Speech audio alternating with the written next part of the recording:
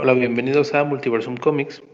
En esta ocasión retomamos Diálogos Twin One con la segunda parte del programa dedicado a Tom King. De nuevo tengo conmigo a Chico Viñeta. ¿Cómo estás? ¿Cómo has estado en estas semanas?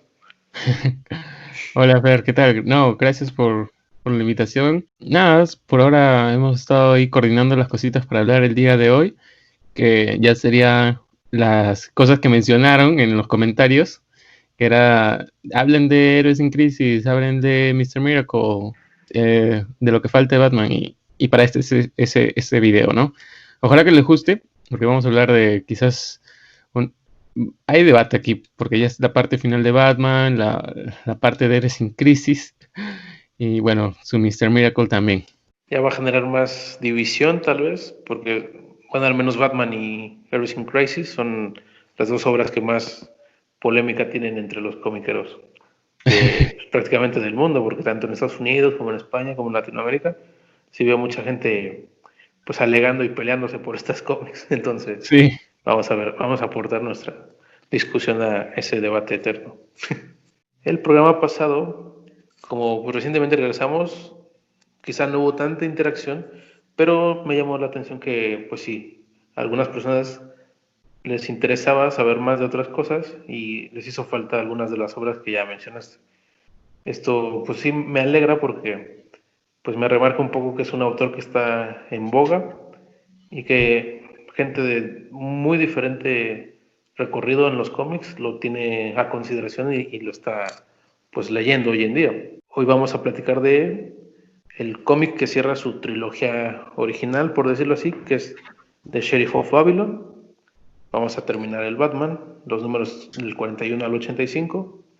Vamos a entrar en Mr. Miracle, que es otra maxi serie muy hablada y comentada, que ya es un poquito más reciente, y Heroes in Crisis, que es, no sé si llamarlo evento, porque yo no siento que sea un evento, pero digamos que es su historia de impacto a mayor escala en el universo DC, más grande hasta el momento, ¿no?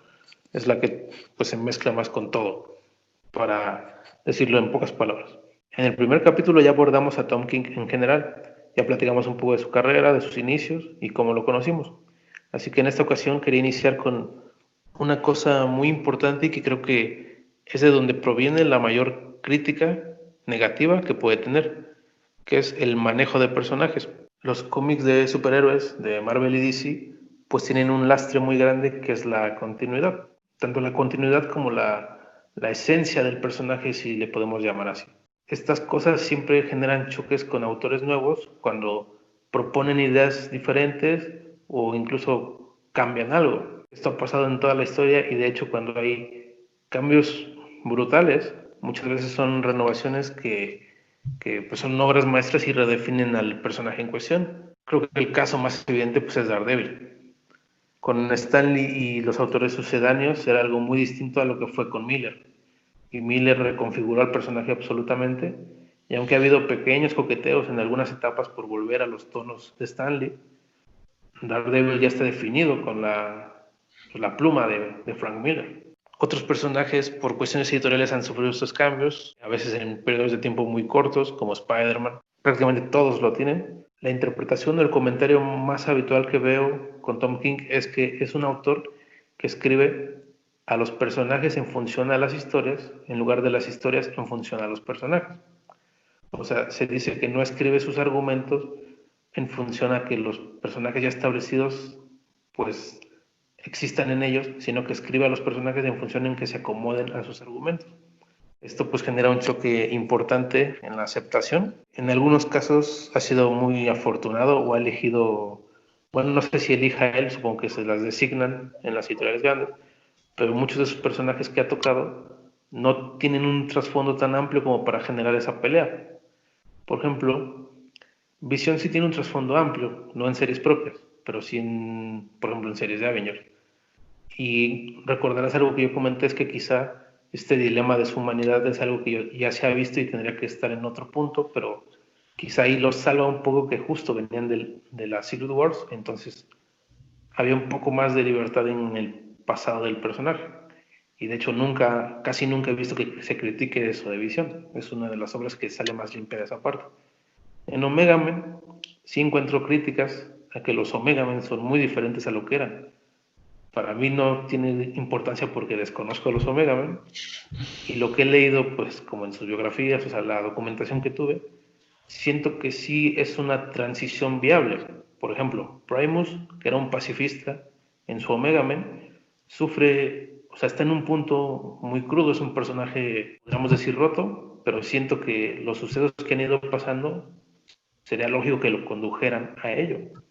O sea, quizá en algún punto un autor o un cómic podría rellenar ese hueco que hay entre medio. Así que en Omega Men esa pelea creo que tampoco está tan clara, ¿no? Quizá el único personaje que sí tiene más discusión en eso, pues es Kyle Rayner, que obviamente sí arrastra mucha más continuidad y sí tiene algunos elementos que te pueden generar ruido. Con Swamp Thing esto se elude completamente porque, siendo una historia breve, bebe directamente de etapas muy concretas, lo que lo aleja de esto. Y aparte Swamp Thing es un personaje afortunado que puedes escribir como quieras, porque incluso puedes... O sea, Swamp Thing no está atado a una identidad. Muchas etapas han triunfado por eso, porque pueden usar un Swamp Thing que literalmente es un Swamp Thing completamente diferente. Y en donde sí entramos directo al barro y empiezan las peleas, las patadas y todo es con Batman. Porque Batman evidentemente pues arrastra muchas cosas tanto en continuidad como en lo que es Batman en esencia y las bases. Para mí, por ejemplo, el personaje tiene bases que sí deben ser como, ¿cómo decirlo?, como estables o respetadas, porque si no, pues se crearía como que una línea difícil de definir en qué versión es buena o mediocre, porque simplemente podrías justificar que no importa, que se respeten ciertas cosas o no. Lo que hace King creo que sí transgrede muchas veces ciertos elementos del personaje, sin embargo yo estoy más del lado en que su interpretación es viable y no me choca tanto de cosas que ya se han manifestado con el murciélago. Aquí me gustaría pues, ya pasar a tu opinión. ¿Qué opinas de este conflicto de los personajes y cómo lo maneja King? ¿Para ti representa un problema o no? Creo que por ahora no. Mencionabas el tema de toda esta continuidad que tienen los personajes y que arrastran. Y sí, es bastante... tienes toda la razón, ¿no? O sea, Batman tiene 85 años de existencia aproximadamente. Y el detalle creo que no es el tema de la continuidad, porque como dices, los personajes han cambiado muchas veces a lo largo de los años, ¿no? O sea, al inicio Batman mataba a sus villanos, o siempre me queda esa imagen de Batman con un villano colgando de su avión, ¿no? Ahorcado, ¿no? Una imagen media muy tétrica, pero obviamente ahora ya eso es inaudito, ¿no? O sea, no se podría ver, tendría muchas quejas y todo. Entonces, yo creo que más es un tema de los fandoms, de cómo reaccionan frente a cambios a sus personajes favoritos. Por ejemplo, cuando se le declaró Batman a Selina, o sea, lo amenazaron de muerte, ¿no? A Tom King, y tuvo que contratar seguridad cuando tuvo que ir a la San Diego Comic Con, y al final todo se convirtió en más una broma, porque él lo vio así, ¿no? Le sacó, entre comillas, provecho. Si tocan un personaje importante, entre comillas, mira, quizás los únicos, el Superman, el Batman, de repente Green Lantern, ¿no? Si los cambian mucho, pues obviamente va a haber gente que va a salir a criticar tu trabajo, ¿no? Así ni hayan leído tu cómic, probablemente, porque, no sé, habrán crecido con cierta idea del personaje y cuando les cambias ese paradigma, obviamente quedan ahí como que cómo es posible que hagan eso, etcétera, etcétera. Cuando toca personajes secundarios como los Omega Men o el propio Mr. Miracle, que, o sea, sí, lo creó Jack Kirby, súper famoso, pero no es tan famoso como Batman, no es tan famoso como Superman. Entonces me dan una historia de un personaje secundario, como lo está haciendo ahora, con su Strange Adventures, ¿no? Que está utilizando a Dan Strange o a Mr. Terrific. No me molesta, ¿no? Y a mí en lo personal no me molestaría nada, pero porque prefiero leer la historia y de ahí sacar mi conclusión. Pero es eso, ¿no? Creo que es un tema más de fandoms que realmente cómo escribe a sus personajes, pero igual eso también está para discutir, porque en Héroes sin Crisis es quizás el punto más flojo que tiene él escribiendo, ya que tiene un montón de personajes conocidos y sin conocer. Que nadie se confunda. Yo creo que ambas cosas funcionan. Cuando un autor usa la continuidad y brilla con ella construyendo personajes, se resalta inmediatamente, ¿no? O sea, no sé, por ejemplo, un autor que destaca mucho de ello es Kurt Busiek. Creo que casi todo el mundo lo tiene en un pedestal de que es un maestro de la continuidad. Es una biblioteca ese autor. Y cuando un autor rompe completamente con el pasado y renueva la esencia o incluso cambia por absolutamente al personaje en cuestión, también puede brillar. O sea, en los 80s eso pasó N cantidad de veces. Un ejemplo así, pues a la primera Sandman. Sandman, el cambio que tiene es tan grande que literalmente DC ya mejor hizo que el Sandman original sea otro personaje, porque ya son personajes completamente Claro. equidistantes, ¿no? No tienen ninguna relación entre sí.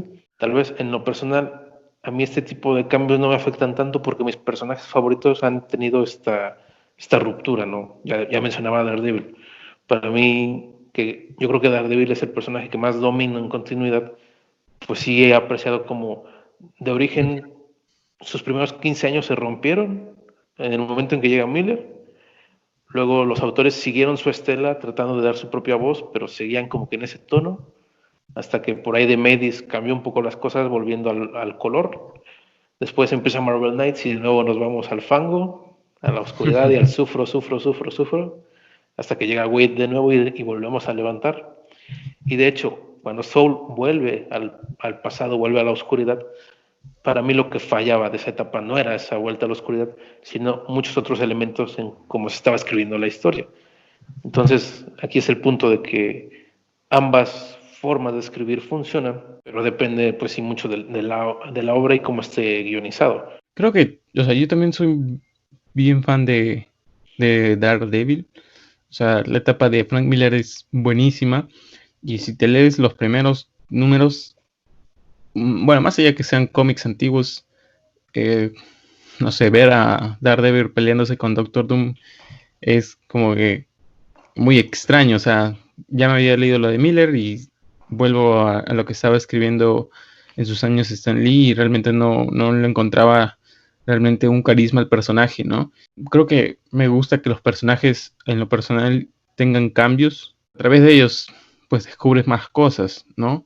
Quizás se vuelven un poco más ricos en cuanto a contenido. Si son el lector que sí va mes a mes regular, probablemente tengan más choques que el lector que es más como enfocado en ciertas historias. O sea, creo que todos los comiqueros en algún punto son uno u otro o ambos, porque esto va mucho por etapas. Generalmente cuando Claro. empiezas a leer cómics hay pues unos años en que lees un montón de series regulares y que caes tanto en el coleccionismo como en el consumismo y estás Ujú. ahí mes tras mes, mes tras mes. Y conforme pues vas tanto viviendo otras cosas, madurando como lector y demás, empiezas como que a irte más a ciertos puntos específicos. Y en este caso yo, en lo personal, he disfrutado mucho de King porque sus obras me dan un contenido completo en sí mismas. O sea, no necesito nada más. No me... O sea, sí hay algunas ramas y cosas que vienen de otros puntos u otros tiempos, pero si no los conozco no me afecta en nada.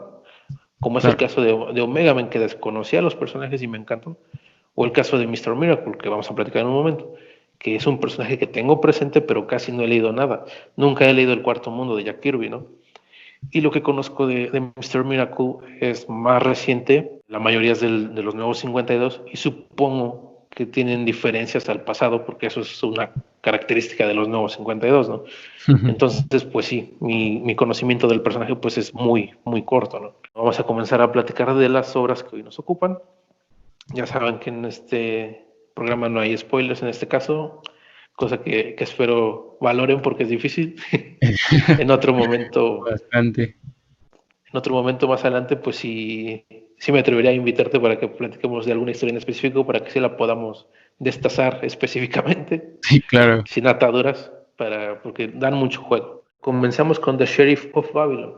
Por algunos es considerada como parte de su trilogía inicial porque aunque no son del mismo tiempo, es como entre el mismo periodo que Tom King llegó a la industria golpeando fuerte. Podría quizá denominarla como la única obra independiente que tiene, aunque no es independiente como tal, pero pues es la única historia completamente de su autoría.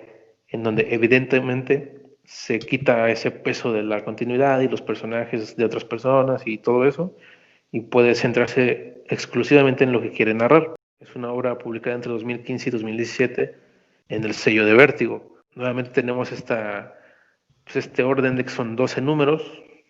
Para mí, pues una de sus especialidades en cuanto a extensión. The Sheriff of Babylon tiene como artista a Mitch Gerard, un artista que ya mencionamos brevemente el capítulo anterior, pero que ahora sí vamos a poder dedicarle pues el espacio merecido.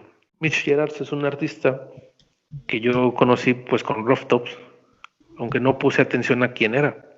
Sin embargo, recuerdo mucho que me encantó su dibujo y me encantó el coloreado. King, como otros autores, tiene varios dibujantes que yo creo que son sus hombres de confianza, pero a mi muy personal percepción, que probablemente esté errónea, Gerards es como su primero al mando, ¿no? Creo que cuando King quiera contar una historia que tenga como que muy planeada, muy definida, va a recurrir a Gerards, ¿no? Con Gerards el entendimiento y la amalgama narrativa es prácticamente perfecta. Gerards es un artista que tiene un trazo simple y que quizá podríamos determinar como sucio. A mí en lo personal me encantan los artistas sucios. Uno de mis artistas favoritos es Joke, que es súper sucio. Y Gerards es un poco curioso porque su trazo en sí no es lo sucio. Lo sucio es un poco la forma en que colorea, pero creo que tampoco es eso, sino lo que da este aspecto de suciedad es que tiene un recurso que a algunos he visto comentarios que les choca y a otros les encanta, que es que tiene como manchas en las páginas constantemente. Parece por momentos que hay manchas como de impresión, incluso, que la primera vez que lo estás leyendo te llaman la atención así de esto será pues algo pensado o fue sin querer, pero obviamente es un recurso del dibujante. Ujú. También algo que destaco mucho es que de estos artistas que juega mucho con los planos, o sea, es capaz de darle mucho detalle a los personajes que están en primer plano y el fondo queda muy simple, pero hay otros momentos que la escena quizás está más abierta en que los fondos están extremadamente detallados, va entremezclándolos, a veces el personaje está más simplón, pero el fondo tiene resaltado ciertas cosas, o incluso el mismo personaje conforme va hablando algo en las ya clásicas cuadrículas de 9 paneles, que le encantan a King y pues Gerard sabe ejecutar muy bien, su cara va teniendo, o sea, el dibujo quizá no cambia mucho en la postura, pero en los detalles es donde va viendo pues la variedad y la narración. Gerard se colorea a sí mismo, lo que le da un plus aún, y creo que es uno de los coloristas que más te pueden ayudar a comprender cómo funciona la narración en el color, porque o sea, detalla perfectamente los flashbacks, detalla perfectamente que hay una línea narrativa aquí, una acá, detalla perfectamente los momentos crudos y detalla muy bien partes emotivas, etcétera. O sea, es muy, muy claro su registro en ese ámbito. Él es alguien que inició, parece que como colorista en Starborn, que es uno de los títulos que sacó Stanley con Boom Studios, por ahí de principios de la década de los 2010. Uh-huh. Y como dibujante no ha hecho tantas cosas, pero tiene cosas muy, muy buenas. Tiene una etapa en Punisher, tiene una serie en Image llamada Activity, y con King, como ya destacamos, pues ha estado en varios trabajos. Ha estado en algunos números de Batman, está en Mr. Miracle, que vamos a ver más adelante. Y pues, como digo, yo creo que va a seguir colaborando con él mucho tiempo. Y me gusta, o sea, la verdad es uno de esos dibujantes que me apasiona porque, o sea, King narra muchas cosas y un escritor así es muy fácil que opaque a los dibujantes o que nada más los ponga a trabajar y no aporten nada. Pero Gerard aporta un montón. Entonces, bueno, tú dime qué opinas del buen Gerard. Bueno, creo que detallaste bastante bien lo que él hace. Su trabajo, para agregar algunas cosas, es netamente digital, al menos para el Sheriff de Babylon, ¿no?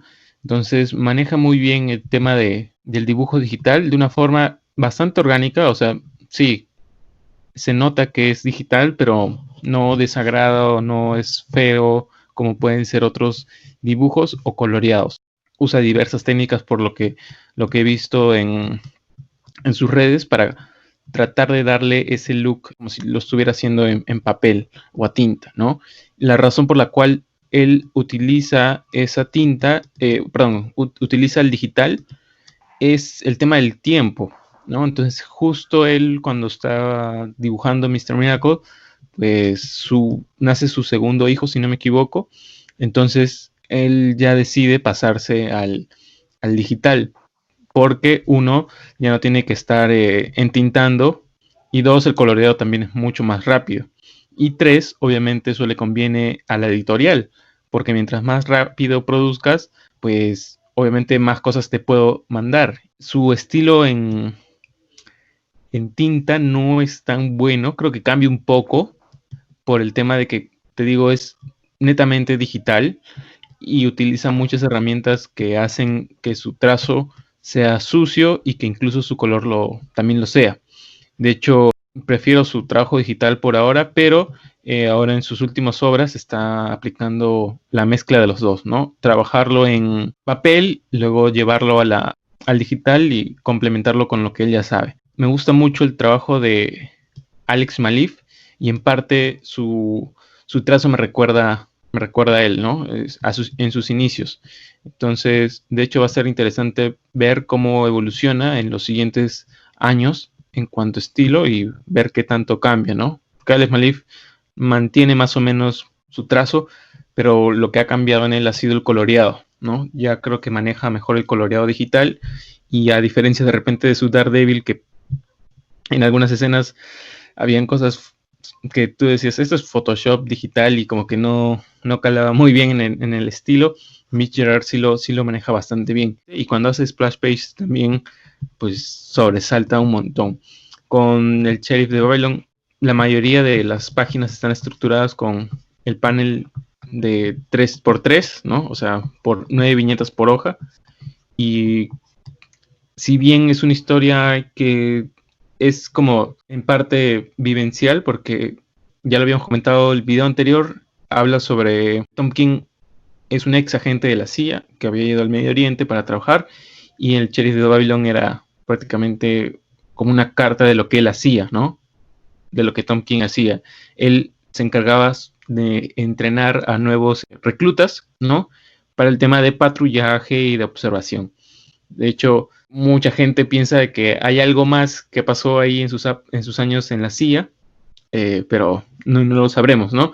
Y básicamente en el Sheriff de Babylon, lastimosamente, para la gente que quería ver explosiones y metralletas y todo eso, no, es más una historia de diálogos, ¿no? Van a haber páginas completas de rostros hablando y lo que importa ahí es cómo King maneja la conversación, ¿no? Para que sea bastante orgánica y fluida. Sí, me atrevería a decir que es lo más personal que él ha escrito, aunque probablemente veamos más de esta parte de la guerra en su Strange Adventure que tiene que ver con eso. Como ya bien mencionabas, Sheriff of Babylon nos da, o sea, es una obra hermana de Omega Men. Ya comentábamos el capítulo pasado que Omega Men en un trasfondo pues refleja conflictos de Medio Oriente. Obviamente es un tema ficticio el que aborda Omega Men, pero Claro.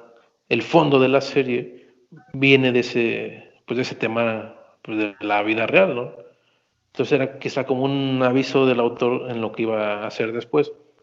El hecho de tener dos obras tan cercanas con un tono similar puede generar el conflicto de que algunos piensen que está escribiendo lo mismo. Pero para Sí, mí es muy interesante que, pese a que, pues sí, saca dos obras del mismo tema, entre comillas, las diferencia completamente. En este caso, Sheriff of Babylon es mucho más personal y es más cruda. Como bien decías, no es violenta, no te da pues lo que esperarías de una historia sobre Irak o el Medio Oriente, pero es muy dura en ciertos momentos, tanto en lo que mencionan los personajes como en el contexto, y pues sí en algunas cosas pues agresivas que ocurren, ¿no? Omega Men quizá, pues sí, precisamente como se compagina un poquito más con la aventura, se aligera en algunos momentos, cosa que hasta el capítulo pasado me hubiera quizá extrañado decir, porque Omega Men en sí misma ya es una historia bastante seria. Entonces eso es interesante, como pues aquí comprendemos que la seriedad de un argumento no es una cosa estática, hay como pues, una gradualidad. Puedes hacer algo con mucho más peso dramático y algo con menos, y pueden tener como que el mismo nivel de importancia o seriedad. Con Sheriff of Babylon, como bien mencionabas, básicamente podríamos decir que es casi un cómic autobiográfico. El protagonista Christopher puede ser King perfectamente. Algo que leí pues, mientras investigaba un poco de la obra es que la CIA supervisó el guión. Entonces, pues sí, King no nos revela nada así maravilloso, así que tú digas, oh, la conspiración, pero sí cuenta cosas muy, muy crudas e importantes y de nuevo refleja ambigüedad, o no ambigüedad, sino no es una historia de buenos ni malos, no es la clásica historia patriotera de un estadounidense, va más allá, expande pues un poco de la situación tan compleja que era eso. Algo que me llama la atención es que originalmente la obra se iba a llamar The Sheriff of Baghdad, pero King cambió el concepto a Babylon porque lo dotaba como que de más riqueza simbólica. O sea, son detalles pequeños, pero cuando un autor sabe cuidar ese tipo de cosas, es interesante. La trama como tal, el contexto pues es el año 2003-2004, poco después de la caída de Saddam Hussein, obviamente tras el inicio de la Segunda Guerra del Golfo, o la Guerra de Irak, como le quieran llamar, donde pues, Estados Unidos tiene ocupado Bagdad y lo está ordenando. Exactamente, nuestro protagonista pues es un oficial de policía que carga no es un secreto, sino como que una culpa que lo motiva a ir a la guerra, pero no va como soldado, sino que va a aportar su grano de arena. Él, al entrenar a los policías locales, pues espera pues dotarles de las herramientas para que puedan combatir a los grupos terroristas que hay en ese lugar y las insurgencias, demás. Algo llamativo y que hasta ahora me di cuenta es que por lo general King nunca tiene un protagonista, siempre tiene más, en este caso tiene tres. Christopher evidentemente es la perspectiva gringa, Sofía es como una perspectiva intermedia porque es alguien local del país, pero que se ha criado en Estados Unidos y que está fungiendo como doble agente, por decirlo así, y una persona local completamente que se llama Nasir, que también era un ex policía o sigue siendo policía, pero en esos momentos no está como que trabajando. En servicio. Tenemos estos tres protagonistas y te digo que no había parado a pensar en esto porque técnicamente en Omega Men tampoco hay un protagonista absoluto. Todos son protagonistas y en algún momento toman el peso de la historia. Y en Visión tampoco hay un protagonista, aunque se llama Visión. La importancia de Virginia y de los hijos también es muy, muy amplia. E incluso en Batman, que ya es el trabajo más amplio, pues tampoco hay un protagonista. Batman no lleva el peso de la serie. Muchas veces incluso parece secundario. Pero bueno, eso ya lo platicaremos más adelante. King tiene estos tres personajes insignia que son muy diferentes entre sí.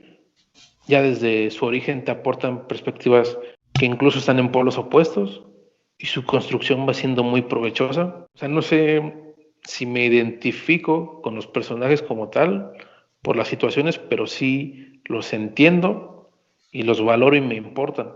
Cuando están en riesgo, sí siento como que temor o la duda, y cuando tienen pues algún momento emocional muy fuerte, lo comparto o absorbo como lector esa energía, por llamarlo así.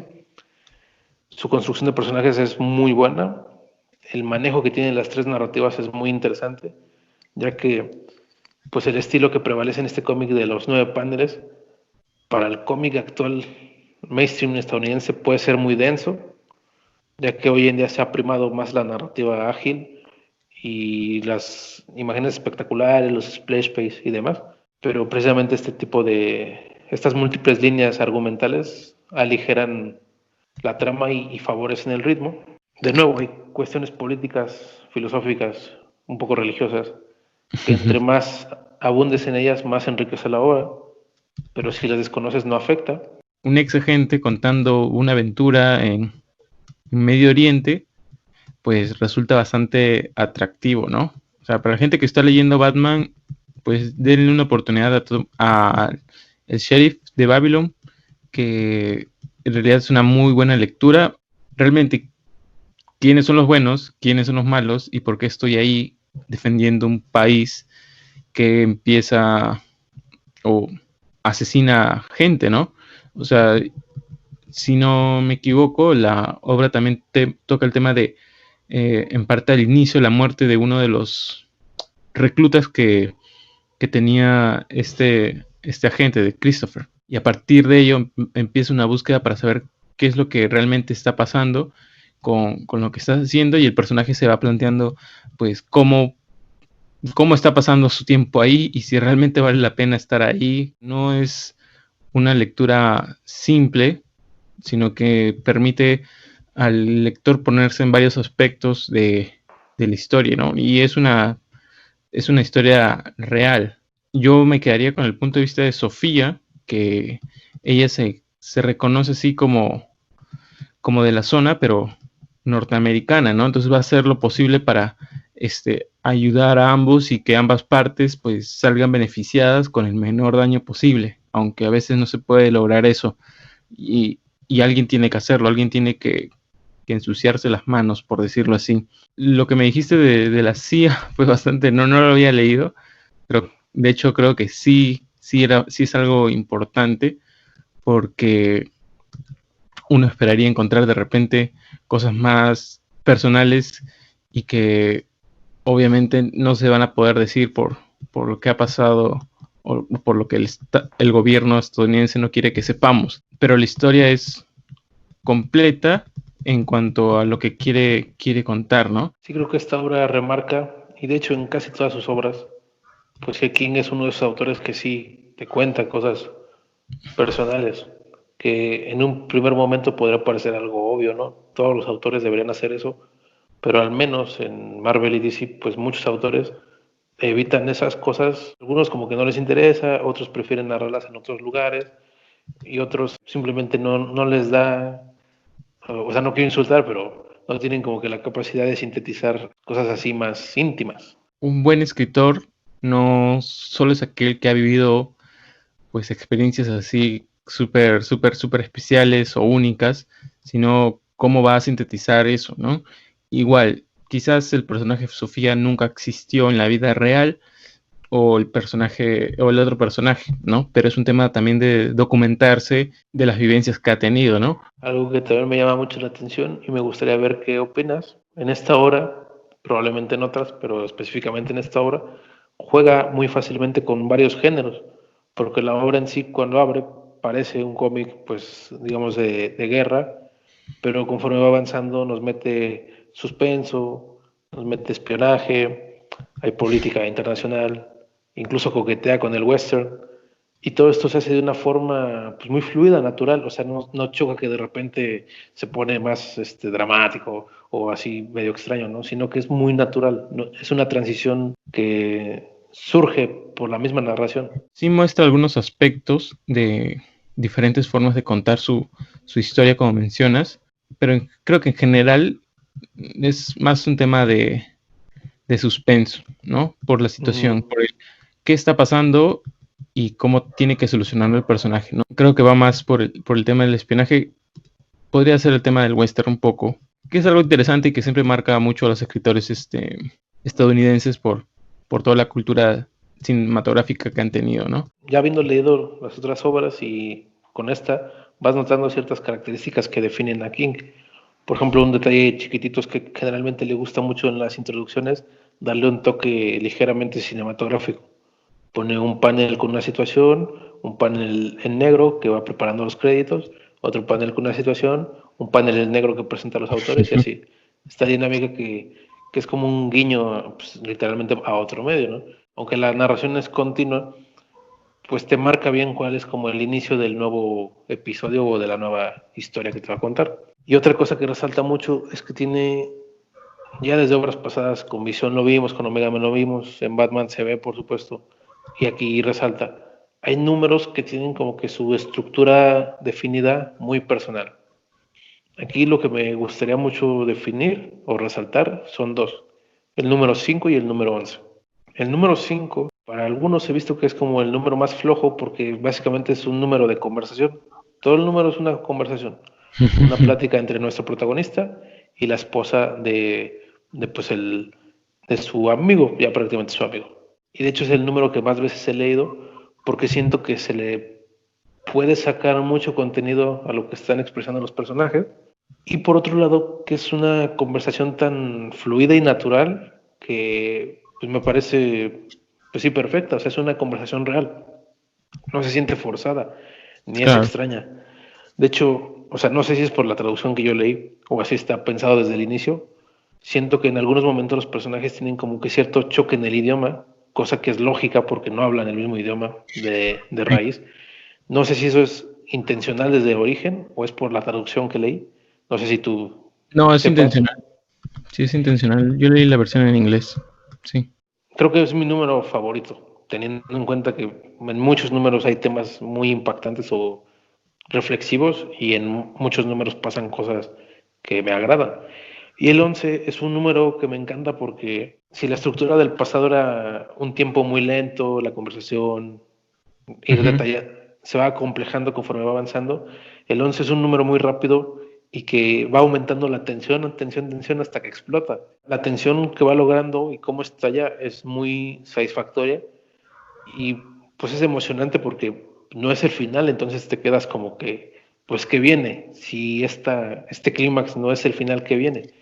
Y justo el final abre después de una elipsis, que también la elipsis le encanta usarla, y te da una conclusión pues agridulce, o sea, no es un final feliz, es un final pues quizá podríamos decir deprimente, un tanto pues que no queda de otra, por decirlo sin spoilear nada, pero que cierra bien la obra. Hay algunos números que se sienten con más acción que otros, pero no sentí como que realmente mi atención como lector disminuyera. Es más, a medida que iba avanzando, creo que me llegaba a interesar más los problemas que se plantean en la obra. Con respecto al final, sí creo que es un final un tanto triste, como ya lo mencionas, pero creo que es porque lamentablemente es así. Siempre va a haber alguien que pierde más que otro. Y quizás eso sea lo que más me haya quedado al terminar de leer El Sheriff de Babylon, ¿no? O sea, al final, ya luego, pues por decirlo, sí, acaba esa historia, pero realmente no. Y eso es algo que también se veía mucho en el Omega Men, porque es lo mismo que se plantea Kyle al terminar la historia, ¿no? Realmente existe un fin para la guerra. Obviamente, en nuestro mundo idealista es un sí, ¿no? Sí, nos gustaría que se acabe y que realmente la gente no esté sufriendo por decisiones políticas quizás, ¿no? Es triste, pero lastimosamente real. Sí, es un reflejo de la historia pues de la humanidad básicamente. Es algo que está, o sea, así como el género de superhéroes tiene vicios inherentes, la humanidad como especie tiene vicios inherentes. Se han discutido desde siempre, de todas las perspectivas posibles, política, filosófica, científicamente, y pues no hemos llegado a alguna conclusión y pues nos vamos a morir y no vamos a llegar a esa conclusión. Tal vez alguna generación posterior logre algo de eso, pero pues no, Por no nos ahora va a no. tocar apreciarlo. Entonces, en general, Sheriff of Babylon me parece una obra, pues sí, sobresaliente, cerrando, digamos que esta trilogía, Visión, Omega Men, Sheriff of Babylon, pues es una sorpresa que un autor debute y explote así, porque, o sea, hay que recordar lo que ya mencionamos en el capítulo pasado. Estamos hablando de sus 2 primeros años, básicamente, Sí, cosa que es impresionante, la verdad. Para algunas personas puede ser hostigante cuando un autor empieza a tener tantos elogios, ¿no? Porque a mí me pasa cuando hay mucha gente como que del mismo barco a veces como que te pones en un mood de cuestionar más. Pero en claro. este caso, sí se sustenta mucho toda esta buena recepción. Ahora continuaremos con Mr. Miracle, una obra que ya fue publicada un poco después, un poco más cercana a nosotros, 2017-2018, una obra que evidentemente pues sigue siendo de DC Comics. Recordemos que King es exclusivo de la editorial. Una obra que de nuevo son 12 números y una obra que de nuevo tiene a Mitch Gerards como artista y colorista. Así como hermanamos Sheriff con Omega Man, se puede hermanar un poquito Mr. Miracle con Visión. Tenemos un personaje que pues es un nuevo dios y que se nos presenta en un plano muy humano, que Pues me imagino que sí, para muchos es chocante. Cuando uno ve reseñas y videos y demás, hay muchas cosas que subjetivamente puedes no estar de acuerdo, pero creo que es interesante tomar. ¿A qué me refiero? Hay un comentario que encontré pues en una página muy conocida en español que se llama Zona Negativa, que me llamó mucho la atención y lo comparto, pese a que es como una crítica a la obra, eso no afecta a mi percepción de la obra, pero comparto como que el comentario. A lo que se refiere es que a la persona en específico no le gustan las historias en donde pues sí llevan como que a héroes o a personajes pues que son básicamente dioses, como que a los terrenos mundanos, intimistas y más humanos que pues atañen a las personas de pie. No le gusta pues ese tipo de obras que pues curiosamente muchas veces son las más aplaudidas. De hecho, para mí un secreto, no tanto para ganar el Eisner, pero sí para ser más considerado, es que humanices a los personajes. Eso siempre te da un reconocimiento, sobre todo Claro. porque muchos de esos personajes pues son muy planos, sin faltar al respeto a los autores antiguos, o no son tan cercanos a uno como lector. Lo considero una visión interesante. Creo que sí puede ser que a algunos personajes no les quitas un poco el chiste si los humanizas. Sin embargo, no me afecta en que la obra me gustó de hecho me gusta mucho. Y creo que, si no mal recuerdo, para ti es uno de tus cómics favoritos. Sí, sí, de hecho que lo es.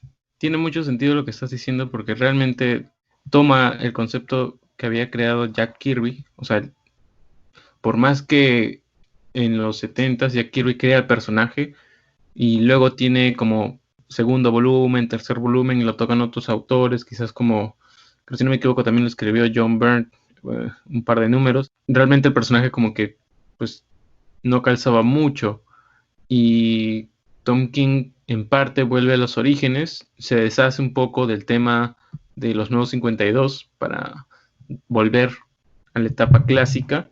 Este tema de humanizar a los personajes, como dices, sí, es una buena forma de que veamos un aspecto que no hayamos visto de los personajes, ¿no? Y que puede salirte bien como puede salirte mal. Pero Tom King sí sabe manejarlo en varios aspectos. Ahora, es un poco complicado porque me refiero al tema de cómo trata al personaje, ya que Mr. Miracle sí ha tenido como su lado humano desde su creación. O sea, el personaje llega a la Tierra escapando de su padre, que en este caso es Darkseid, para escapar de eso. Y eso es lo que él mejor sabe hacer, escapar, ¿no? Él se quiere alejar de esta dinámica interminable del bien y el mal, de Nueva Génesis y Apocalipsis, de esta guerra interminable que consume vidas, entonces, y se quiere alejar de ello y vivir una vida tranquila, ¿no? O sea, está harto de todo eso y, y quizás ese sea el aspecto más humano que tiene y ha sido desde el inicio, ¿no? Pero lo que hace Tom King es darle una visión diferente. Realmente al inicio de la historia no sabemos qué está pasando. O sea, te había comentado o ya habías comentado que Mr. Miracle había aparecido en los nuevos 52, ¿no? Su origen había sido cambiado como muchas cosas que habían pasado, ¿no? Como con varios personajes. Iniciamos y no entendemos muy bien qué pasa. Es más, los primeros números son bastante confusos para el lector porque Big Barda, al no tener sus clásicos ojos verdes, si no me equivoco, o azules, y tiene ojos marrones. Y entonces, y luego en el siguiente número pasa otra cosa que te hace preguntarte a qué se está enfrentando este superhéroe para ya luego al final darnos cuenta que no era nada de lo que estábamos pensando, ¿no? Y, y que obviamente no voy a decir porque si no sería un super spoiler, pero es quizás la analogía más genial que haya visto de algún personaje de cómic en los últimos años sobre el tema de lo que es un personaje actualmente, para decir algo, ¿no? Y sí, le da un trato humano porque a medida que avanza la historia, pues hay varios elementos como, creo que no debería decir esto, pero hay un momento en que Mr. Miracle pues tiene un hijo, ¿no?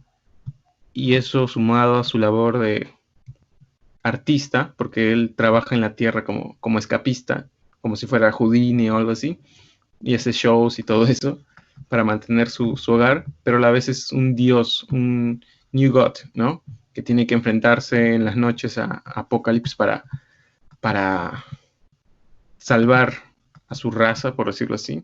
Y se ve en ese conflicto de tener un trabajo, tener un hijo, ser el que comanda las hordas de Nueva Génesis, ¿no? Soy completamente ignorante en el personaje más allá de las cosas pues, recientes. Así que al momento en que se abre Mr. Miracle, lo que tenemos y lo que podemos decir, que no es spoiler, es que el personaje pues acaba de hacer un escape de la muerte, porque prácticamente se abre cuando se iba a suicidar.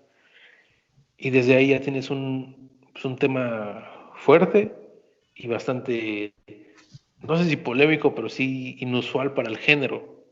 Porque yo pocas veces he visto un personaje pues, de cómics, de Marvel o DC, y pues, un superhéroe o alguien así que recurra a eso, ¿no? Es un tema que te toma muy de novedad. Y es bastante chocante, ¿no? O sea, como menciona, o sea, su escape a la muerte realmente es un suicidio, ¿no? O sea, porque tú lo ves y él lo que dice es que estaba escapando a la muerte, pero estaba en su baño, ¿no? Y se cortó las venas y queda con esta especie de estrés postraumático. Es algo que también marca mucho a Tom King por el hecho de que él sufrió algo parecido, un ataque de ansiedad que lo llevó al hospital y en ese mismo instante pues falleció, si no me equivoco, su abuela. Entonces eso realmente él lo marcó porque de un momento a otro pues todo cambió para él, ¿no? Y de cómo pues a veces nos enfrentamos a cosas tan grandes que ni siquiera podemos controlar, ¿no? En Estados Unidos es muy común, por ejemplo, que hayan huracanes, ¿no? Y de un día para otro pierdas todo. Y con el tema de Mr. Miracle, pues era eso. Al inicio, pues parece un acto de escape, pero un escape ¿a qué? O sea, necesariamente a la muerte o estaba viendo su vida, no le estaba yendo bien en qué. Entonces, el cómic va a jugar mucho con eso, con el que, pues, se murió, no se murió, ¿dónde está? Ganó Darkseid, perdió Darkseid, el tema de la continuidad existe aquí. Entonces es un cómic bastante especial por las temáticas que toma ahí. Algo que podría mencionar respecto, si no has leído nada de Mr. Miracle, es muy probable que la edición recopilatoria traiga un pequeño especial. Son como unas 8 páginas que vienen en la edición en inglés también y en toda edición recopilatoria que te cuenta el origen, ¿no? Rápidamente de quién es Scott Free, quiénes son los New Gods, etcétera, etcétera. Así que por ello no hay ningún problema. Si consigues el tomo o lo lees en internet, lo buscas el tomo completo, lo vas a encontrar. Así que no creo que te pierdas de nada.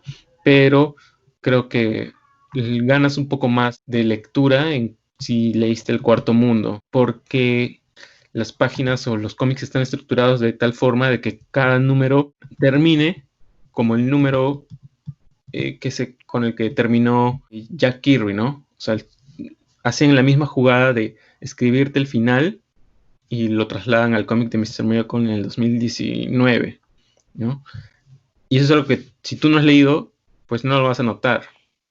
Pero si lo leíste y dices, claro, están usando lo mismo del cómic anterior solo para hacer una referencia quizás, pero también para darle un cierre y darle una particularidad al cómic en cuanto a cómo lo narran, ¿no? Porque al inicio realmente parece un espectáculo porque hay un narrador en off, en primera persona, que narra el inicio y narra el final, ¿no? Como, y estas han sido las magníficas aventuras de Mr. Miracle. Por favor, vuelve en el siguiente número para que no pierdas, no sé, la conclusión. La otra cosita es que si te leíste lo de Neo 52, pues esto no tiene nada que ver con ello.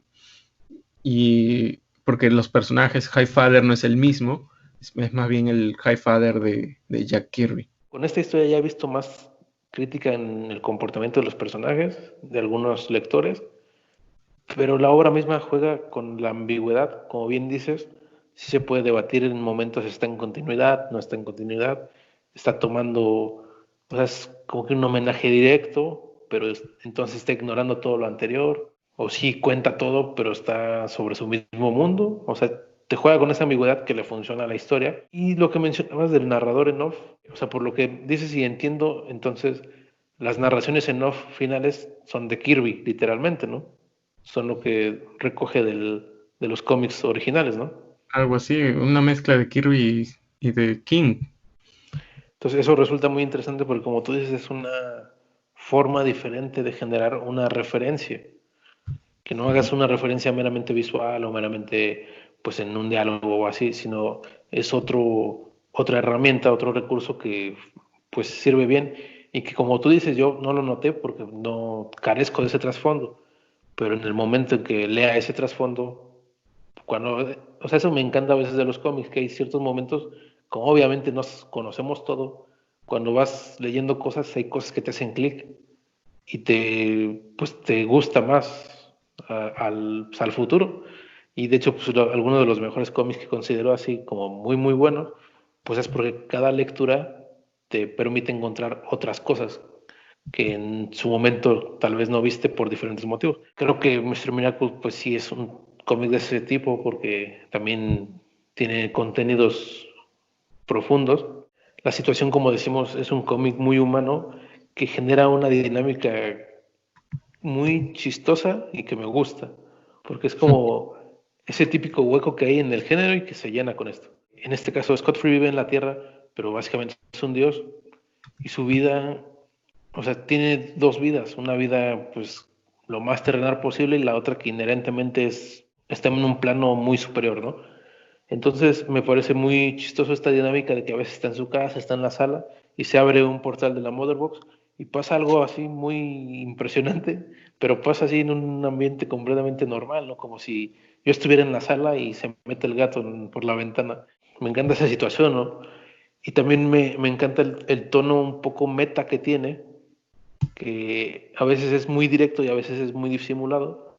Por ejemplo, Scott Free, un detallito chiquito, siempre usa camisetas de los superhéroes y es como, o ves mercancía de los héroes, que antes es algo que no salía casi en los cómics, pero que en un tiempo para acá ya es más común, que pues el mundo, la gente normal, pues obviamente son celebridades o como lo quieras decir, entonces si vas a la feria, los personajitos que te ganas son pues, a Batman, a Superman, así, ¿no? O sea, ese tipo de detallitos pues sí se une digamos que al mundo, aunque pues mantiene esta ambigüedad de la narración. Una de las cosas que me voló la cabeza, creo que en el número 5 de nuevo puede ser el 5 cuando define el concepto de Darkseid es por medio de la filosofía de Descartes, porque es algo que yo nunca había pensado, porque sí es muy recurrente, todo el mundo sabe Darkseid es, o obviamente en inglés Darkseid is, y entiendes la connotación, pero como que más allá de eso, pues ha tenido diferentes enfoques. Y el respaldo que le da King con la filosofía de Descartes, pues sí es, o sea, para mí es así como wow, ¿no? O sea, porque encaja perfectamente y pues enriquece la historia sin ser pretencioso.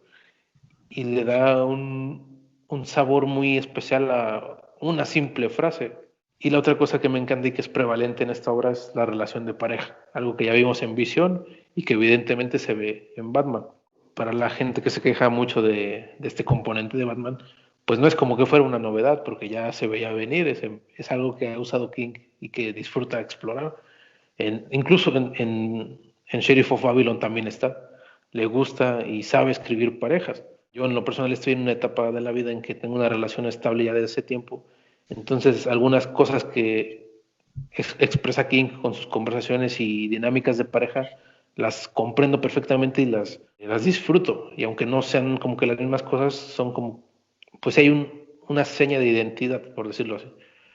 Entonces la forma, por ejemplo, en el número 6 en que van hablando en medio de una situación muy de acción, es completamente creíble, porque a la vez subsana otro de los detalles del género, que en muchos momentos de peleas los personajes están hable y hable y hable, al grado que llega a ser ridículo.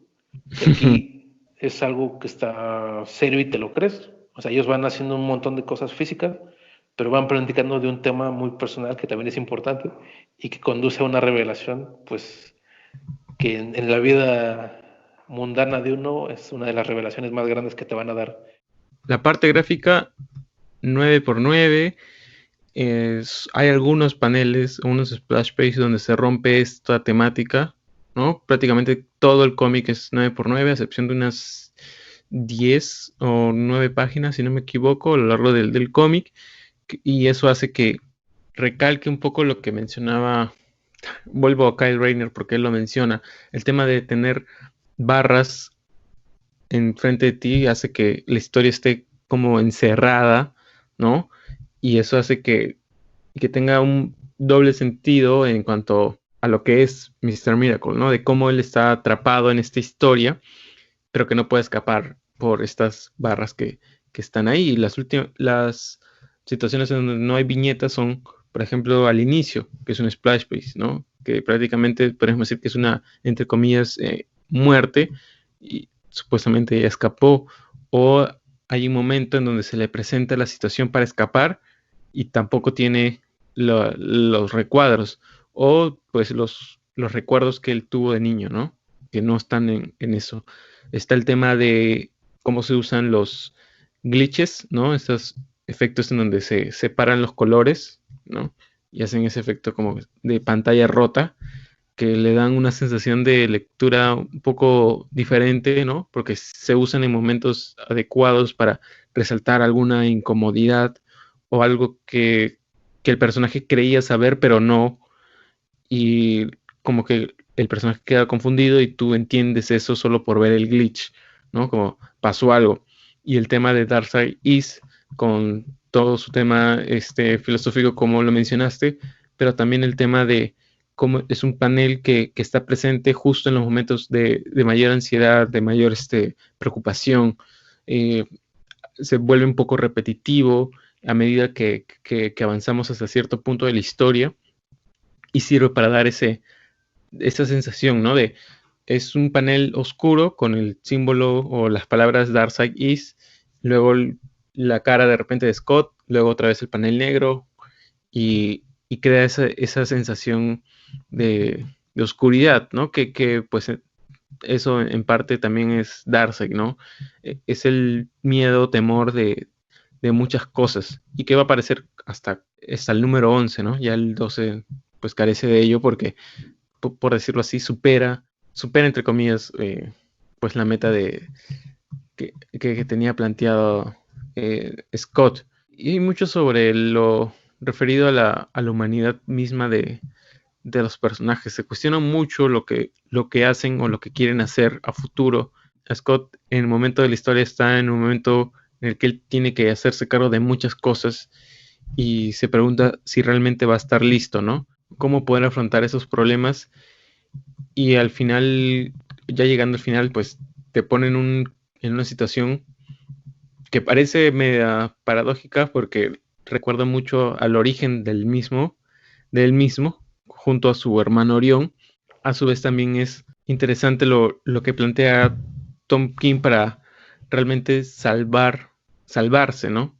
Y creo que la dinámica que tiene con Barda es de las más bonitas que he visto, como ya lo había mencionado, ¿no? Era este tema de formar una familia, lo que significa formar una familia, los miedos que significa ser padre en esta sociedad que cambia mucho y que se refleja ahí en Mr. Miracle por todas estas guerras que existen, el trabajo mismo, y resulta en una historia bastante diferente a lo que veníamos acostumbrados con el género superheroico, ¿no? O sea, cada cierto tiempo parece una obra que utiliza a los superhéroes para contar algo más, y lo hace pero muy bien. O sea, incluso hay un número, si no me equivoco, en donde hablan sobre el ser, ¿no? ¿Qué significa ser un dios? Y se preguntan la mera existencia de ello, ¿no? Si realmente ellos lo son. Y te queda claro algunas cosas, pero otras ya van a ser cosas que cada uno va a tener que sacar por su propia lectura, ¿no? Que quizás es lo más chévere de la obra, a mi opinión. Y que bueno, igual ya se estaba repitiendo con lo que vimos también en el Sheriff, ¿no? Cosas que uno ya tiene que sacar sus propias conclusiones con lo que te plantea King, para que el lector reflexione sobre pues, su vida misma, sobre lo que hace y lo que quiere hacer. Como en conclusión, porque es difícil no spoilear nada y no quiero decir nada, me parece una obra muy buena también, que me gusta mucho y que tiene elementos, de nuevo, muy sorpresivos y que, o sea, realmente recomiendo y que incluso, o sea, como cómic en sí mismo, por sí solo, creo que es disfrutable para casi cualquier persona, no necesita conocer como que, pues, el mundo de las editoriales grandes. O sea, para mí representa algo muy interesante y por ciertos temas muy personales, creo que sí me llega mucho. Entonces, para ti, ¿por qué es tan especial, digamos?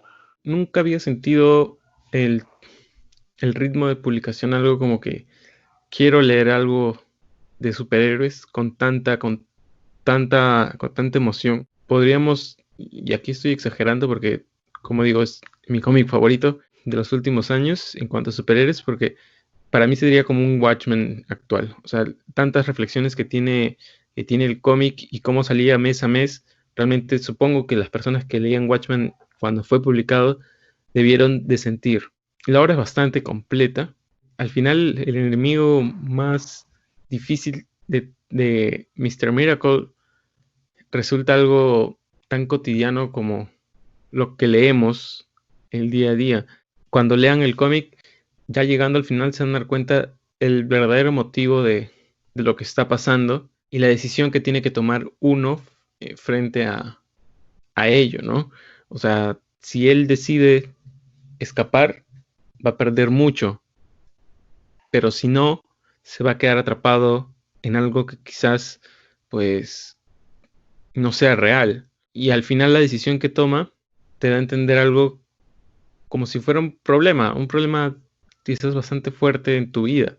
Cada uno, pues, se va a enfrentar a eso en algún momento, tomar una decisión bastante fuerte que realmente te afecte mucho, y si no la tomas, pues también está bien, no hay ningún problema. O sea, quizás no era el momento adecuado para que tomes esa decisión, o quizás sí, pero no la vas a saber hasta llegar, hasta tener enfrente esa solución, y ahí la respuesta es de cada uno. Y lo que hace genial a Mr. Miracle es que su frase, yo soy Mr. Miracle y siempre puedo escapar. O sea, como en cualquier momento yo puedo superar la meta que me den, ¿no? Porque vemos un cambio total desde el personaje en sus inicios de la historia, como este personaje que pues literalmente se suicida, aprende de ello y aprende a sobrellevar esta situación. El cómic está cargado tanto de un tema de ansiedad como de un tema de depresión, con un tema de qué, qué quiero para mí en mi vida, ¿no? Y quizás le estoy dando de repente muchas atribuciones, pero creo que es lo que en conclusión podemos pues extraer a manera grosa, ¿no? De la historia. Y otra cosa que me gusta y que mucha gente también lo ha notado es, en parte también es un homenaje al personaje original y a Jack Kirby. En todo momento es eso, ¿no? Está muy, muy presente. Y es más, hay una especie de reconciliación entre el personaje de Funky Flashman, que en el cómic que creó Kirby, pues Funky era una parodia de Stan Lee, ¿no? Como este personaje, este agente, tú tienes un agente de publicidad, ¿no? Que te recomienda otros trabajos y todo, como eres un artista. Entonces, Jack Kirby lo veía como alguien despreciable, como alguien que utiliza el talento de otras personas, como supuestamente pasó con él, para burlarse de Stan Lee en su tiempo. Y fue bastante chocante porque lo ve como un tirano, literal, ¿no? Como alguien que está dispuesto a aprovecharse del talento de otras personas y exprimirlas para obtener el mayor beneficio posible y que este artista no reciba, pues, lo que merece. Y es algo que pasó en la vida real con lo que hizo Jack y otros artistas, no solo Jack Kirby, ¿no? Por ejemplo, Steve Ditko. Entonces también iba por ahí, pero Tom King hace una especie de reconciliación porque el personaje de Funky ya no es este villano que vive en una mansión oscura y que se ponía una peluca para verse mejor. Entonces creo que también va por ese aspecto. Si han llegado a leer El Cuarto Mundo, pues se van a ganar con algo bastante interesante, ¿no?